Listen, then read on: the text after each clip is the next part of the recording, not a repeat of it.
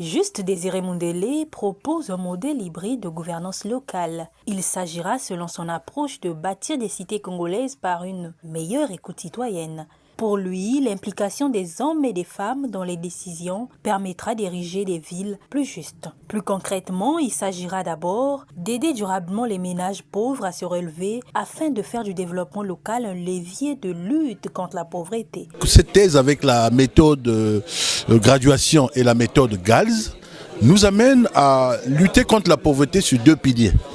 Premier pilier, c'est l'implication des populations désormais dans les politiques publiques de décentralisation.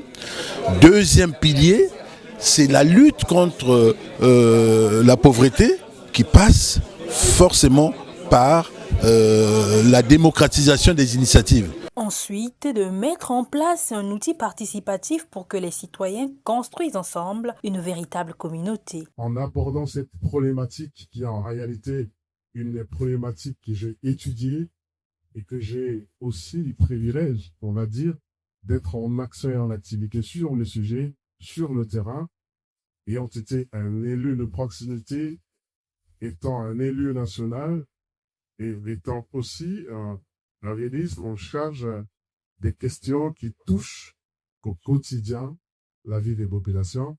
Oui, la question d'emblée qu'on se pose, c'est est-ce que finalement c'est pas dangereux? Est-ce que finalement se risquer de faire une proposition d'un nouveau modèle de gouvernance locale, de développement local plus performant? Ces solutions sont le cœur du travail de recherche mené par le ministre de la Décentralisation et du Développement local, soutenu en France courant juillet 2026. À travers ces résultats scientifiques, Juste Désiré Mundélé formule ainsi des recommandations applicables pour l'État, les collectivités et les partenaires au développement.